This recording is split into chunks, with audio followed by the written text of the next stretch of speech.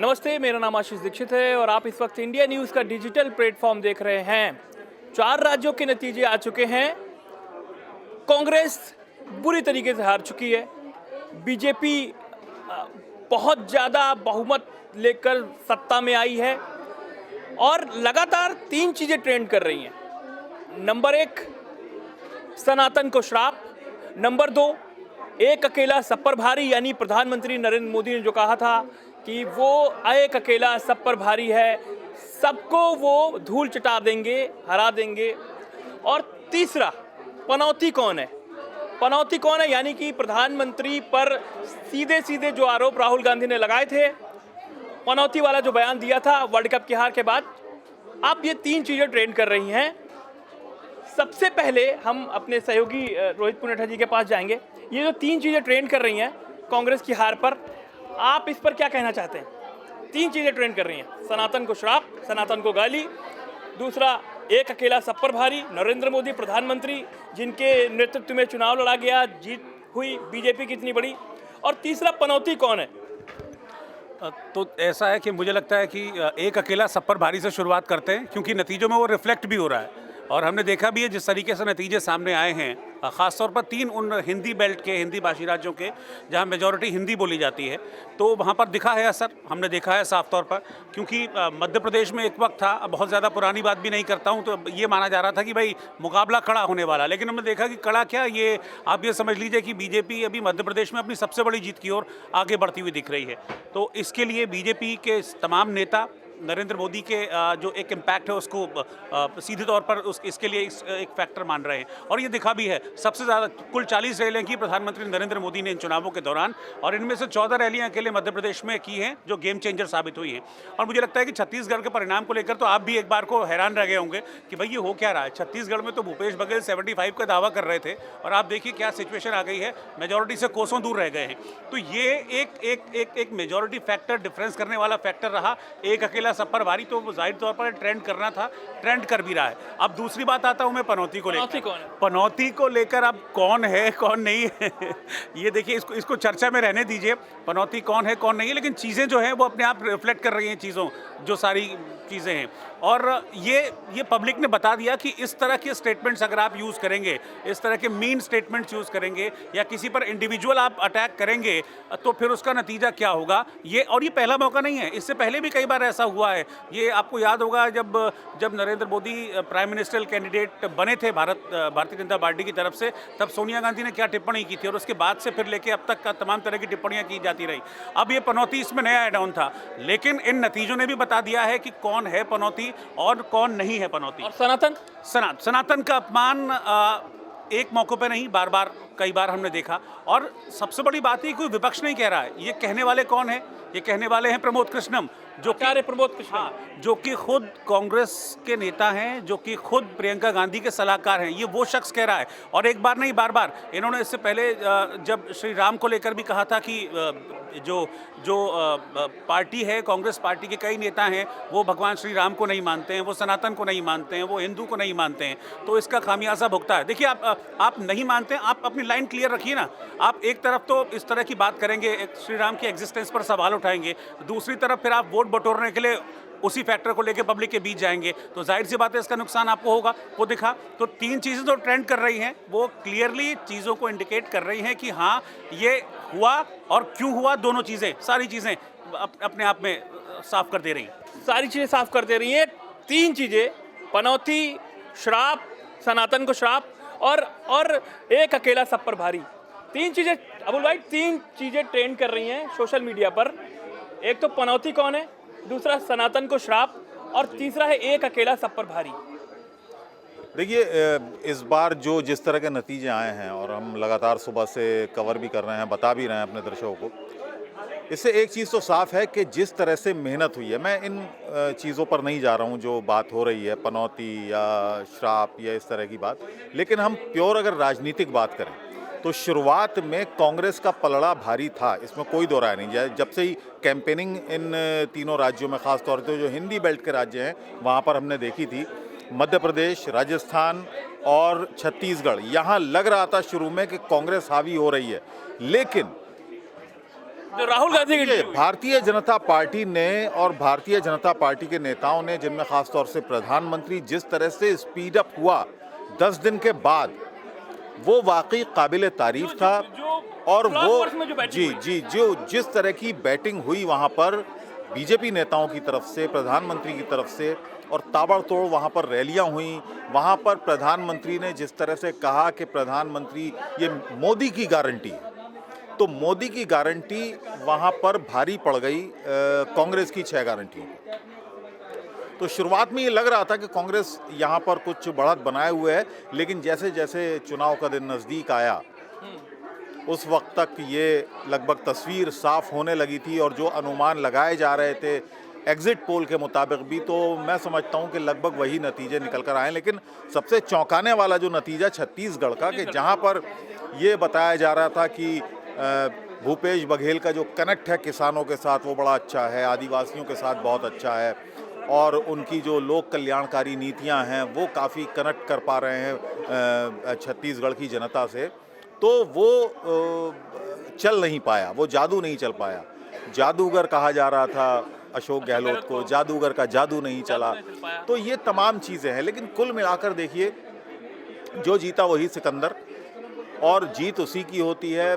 हमने ये देखा कि भारतीय जनता पार्टी की तरफ से बहुत मेहनत हुई थी और वो मेहनत दिख भी रही थी, उसका फल बीजेपी को मिला है। बीजेपी को मिला है। हमारे साथ विभूति जी भी जुड़ चुके हैं। विभूति जी, आप कुछ कहना चाह रहे हैं? सनातन को श्राप इस चुनाव में चला, मतलब उसका असर हुआ, या एक अकेला सब पर भारी यानी कि नरेंद्र मोदी, और तीसरा पनौती कौन पनौती है? 3 चीजें ट्रेंड कर रहे हैं सोशल मीडिया पर इन नतीजों पर। आपको क्या लगता है? देखिए, जहाँ तक नतीजों की बात है तो नरेंद्र मोदी लंबे समय से बीजेपी का चेहरा रहे हैं, उसके बाद भी हम हार जीत देखते रहे हैं, लेकिन कुछ खास चीज़ों पे फोकस करना होगा। आप देखिए, जो अलायंस बना इंडिया या इंडिया अलायंस जो भी कह लीजिए, उनका बिल्कुल सफल नहीं हुआ, एकजुटता कहीं से नहीं थी। अखिलेश यादव ने भी कांग्रेस को मध्य प्रदेश में हराने का काम किया है, और उसके बाद एम फैक्टर, जो महिला फैक्टर है, वो बहुत बड़ा गेम चेंजर हुआ है आपको बीजेपी के लिए। लाडली योजना जो है बहुत काम किया है, और मोदी का तो चेहरा है ही। इसलिए आप देख पा रहे हैं कि ये जो कांग्रेस में जो बिखराव है आपस में, आपने देखा कपड़ा फाड़ राजनीति दिग्विजय सिंह का, कमलनाथ का, ये उनका काफ़ी भारी पड़ा उनके लिए। और बीजेपी में जिस तरह से एकजुटता सामूहिक रूप से ये किया गया, और शिवराज का भी चेहरा कहीं ना कहीं से, मैन ऑफ द मैच वो भी हैं, उनके नाम पे चुनाव नहीं लड़ा गया है, लेकिन वो काफ़ी ये महत्व रखते हैं। तो कहीं ना कहीं जो आपने सवाल किया पनौती की बात, तो पनौती कौन है ये कहने की मेरी ज़रूरत नहीं है, संकेत साफ है, कहीं ना कहीं से जो हार रहा है तो ठिकरा उन्हीं के सिर पे फूटेगा। सनातन को गाली जो दी गई, सनातन को जो श्राप जो कहा जा रहा है, सनातन के लिए जो अपशब्द कहे गए, और वो जो है ज़्यादा भारी पड़ गए। कहीं ना कहीं बिल्कुल, कहीं ना कहीं हिंदी पट्टी में ये इस बात को कोई नज़रअंदाज नहीं कर सकता कि सनातन धर्म के खिलाफ जिस तरह से इंडिया अलायंस के लोगों ने, चाहे वो समाजवादी पार्टी को देख लीजिए, चाहे गाय बगाए कांग्रेस के नेता को देख लीजिए, जिस तरीके से सनातन धर्म पर कभी ना कभी कटाक्ष करते हैं, तंज कसते हैं, उसका कहीं ना कहीं असर इस चुनाव में दिखा है। 2024 में भी दिखने की संभावना है। लेकिन फिलहाल जो जिस तरीके से जीत का बीजेपी को हो रही है, उसमें 2-3 वजह बहुत साफ हैं। एक तो क्या कांग्रेस का जो जहाँ जाके कैंपेनिंग कर रही थी कि ओबीसी की जातिवादी जनगणना को लेकर जिस तरीके से बयानबाजी की जा रही थी कि, और जिस तरीके से तत्काल से फौरन बिहार में नीतीश कुमार सर्वे लेके चले आए। उसके बाद राहुल गांधी जगह इस बात का जिक्र करने लगे कि हम आएंगे तो जातीय जनगणना कराएंगे। तो मुझे लगता है कि जातीय जनगणना का मुद्दा मध्य प्रदेश में बिल्कुल नहीं चला, इसलिए क्योंकि ओबीसी के नेता शिवराज सिंह चौहान हैं, और दूसरे ओबीसी के नेता के साथ साथ उनके पास कोई इतना दमदार नेता नहीं था। एक तरफ आप कह रहे हैं कि हम ओबीसी के पक्ष में, दूसरी तरफ आपका जो कांग्रेस का जो मुख्यमंत्री चेहरा था वो अपर क्लास का, तो इसमें तजाद दिख रहा था, दोनों में काफ़ी फ़र्क दिख रहा था। आप धरातल पे कुछ और करते हैं और रैली में कुछ और कहते हैं, और वही चीज़ देखिए आप वहाँ पर आपका उसके बाद साइलेंट वोट और जिसको महिला बोलते हैं, महिलाओं का वोट बीजेपी को एक मुश्त गया है। 73% वोट के आसपास सिर्फ इंदौर में सिर्फ महिलाओं का पड़ा है। इससे अंदाज़ा लगा सकते हैं कि किस तरह से महिलाएं लाडली बहना योजना को लेकर कितना ज़्यादा खुश थी, और इसका नतीजा रहा कि बीजेपी को अपार जीत, प्रचंड जीत मिली है तीनों राज्यों में, हिंदी बेल्ट राज्यों में। जातिवादी पॉलिटिक्स चली नहीं, और 2024 में इस रिजल्ट का क्या नतीजा होगा, और जो सनातन को श्राप वाली बात सामने आ रही है, जिस तरह सनातन को गाली दी गई, चाहे वो रामचरित मानस की प्रतियां जलाई गई हों, चाहे वो उदय स्टालिन के बेटे का बयान हो, तो क्या इन चुनाव में उन सबका असर पड़ा हुआ है? देखिए, ये पूरा जो प्लान है, पूरा जो स्ट्रेटजी है कांग्रेस की तरफ से, कहीं ना कहीं एक जो लग रहा है कि आधे अधूरे मन से कोई न कोई जिम्मेदारी लेने के लिए तैयार था, न कोई फ्रंट से लीड करने के लिए तैयार था। सब चाह रहे थे कि अलग अलग टुकड़े टुकड़े में लड़ाई लड़ी जाए, और जब जीत हो जाए तो फिर किसी एक चेहरे को आगे कर लिया जाए। ये जो छापामारी वाला, जो आधे अधूरे वाला जो स्ट्रेटजी थी, वो कहीं ना कहीं फैल हुई है। इसके बरक्स आप देखिए कि बीजेपी की तरफ से बिल्कुल क्लियर स्ट्रेटजी थी, मोदी मोदी मोदी। एक तरह से आप समझिए कि सेमीफाइनल में उन्होंने फाइनल का जो प्लान था, गेम प्लान, वो भी बहुत क्लियर कर दिया। कांग्रेस कहीं ना कहीं इस पूरे गेम प्लान में चूक गई है, और जिसका खामियाजा आपको रिजल्ट में दिख रहा है। बिल्कुल रिजल्ट में दिख रहा है खामियाजा, और तमाम जो नतीजे आए हैं वो बेहद चौंकाने वाले हैं। कांग्रेस के लिए अच्छी खबर नहीं है, हालांकि तेलंगाना से अच्छी खबर है उनके लिए, लेकिन इन नतीजों का 2024 के लोकसभा चुनाव पर बहुत बड़ा असर पड़ने वाला है, क्योंकि एक तो मोदी की गारंटी, दूसरा सनातन के लिए जो अपशब्द कहे गए, क्योंकि जो यूपी का चुनाव होने वाला है, जो अभी जो लगातार और बड़े राज्यों में चुनाव होंगे, जो लोकसभा के चुनाव हैं, इन पर बहुत असर होने वाला है, क्योंकि जिस तरीके से पॉलिटिक्स हो रही है, जातिवादी पॉलिटिक्स हो रही है, उस पर एक कुछ कहना चाह रहे हैं दानिश, फिर क्लोज करते हैं। सनातन धर्म को लेकर मैं एक बात कहना चाह रहा हूँ। बिहार की सरकार को लेकर जनता ने भी चेतावनी दे दी है, साथ ही साथ सपा को भी जनता ने बता दिया है कि स्वामी प्रसाद मौर्य जिस तरीके से सनातन धर्म के खिलाफ लगातार बोल रहे हैं, तो उससे बच कर रही है। बहुत बचने की जरूरत है। अगर नहीं बचे तो निश्चित तौर पे जनता 2024 में सपा और बिहार की सरकार को सबक जरूर सिखाएगी। वो जो जातिवादी पॉलिटिक्स है और सनातन की पॉलिटिक्स है, अगर इन चुनावों से समाजवादी पार्टी ने खास तौर पर सबक नहीं लिया, या बिहार में जो नीतीश कुमार सरकार है, या फिर तेजस्वी यादव की जो पॉलिटिक्स है, अगर सबक नहीं लिया तो बड़ा हार, बड़ी मुक्की खानी पड़ेगी। 2024 का चुनाव सामने है, इसलिए विपक्ष को, क्योंकि इंडी गठबंधन या इंडिया अलायंस जो है उसको रणनीति और मजबूत करनी पड़ेगी, नहीं तो ये तय है कि उनकी हार निश्चित लग रही है। आगे कुछ कहा नहीं जा सकता। विभूति जी भी कुछ कहना चाह रहे हैं। देखिए, बड़ी बात ये है कि आप अगर ध्यान से देखिए तो बीजेपी आपको हारती हुई नज़र नहीं आ रही है।